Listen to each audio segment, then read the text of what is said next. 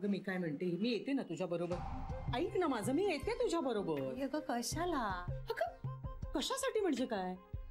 या आता अशा अवस्थेमध्ये तुला काय एकटीला पाठवायचं का आम्ही? आणि आम्ही काय घरात इथे बसूनच राहायचं ना? आणि ते पण कुठे? तिथे, त्या तशा वातावरणात, त्या माणसांमध्ये काही झालं तर? आई अगं काय होणार आहे? आणि समजा काही झालं तरी सुद्धा ती माणसं घेतील माझी काळजी. चांगली माणसं आहेत ती. हो हो, पाहिली ना, पाहिली ती माणसं, अगदी जवळून पाहिली. मनीष तुला सांगते, आपल्या बाजूच्या चाळीतल्या नळावर जो काही भांडणाचा आवाज होतो ना, त्याच्यापेक्षाही आणखीन मोठ्या आवाजात भांडल्या आईच्या सासवा माझ्याशी. अरे त्या घरातल्या बायकांना असं शोभतं का?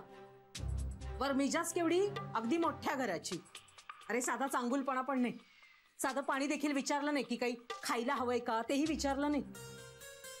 आई अगं त्याचा काय संबंध आहे? घे बाई घे, तू त्यांचीच बाजू घे. मी मूर्ख म्हणून तुझ्यासाठी रक्त आटवते ना. जान्हवी पण खरंच तू का श्रीला भेटायला चाललीस? मनीष मी सांगते ना, नंतर सांगते तुला. ठीक आहे, मी निघू, मला ऑफिसला जायचंय. ओके. आणि मला फोन कर. या बाय बाय बाय. अच्छा चल बाई चल चल चल, लवकर चल. काय तो उलगडा पाड बाई एकदाचा. कला तू जाऊ नकोस, तू गेलीस की कलह वाढतो. अगं बाई, अगं तू मुद्दाम करतेस असं माझं म्हणणं नाहीये. चुकून होत असेल तुझ्याकडून, पण आजपर्यंत असंच झालंय ना, म्हणून तू आज जाऊ नकोस असं माझं म्हणणं आहे. पोटूच्या पोरीला असं उन्हात आणत नाही एकटीने पाठवायचं का? अगं मी जाईन तिच्या सोबत. बाबा हे बघ जानू, तू एकटं जावंस असं मला वाटत नाही. हिने तुझ्यासोबत जाऊ नये असं मला वाटतं, त्यामुळे मीच तुझ्या बरोबर येणं योग्य होईल.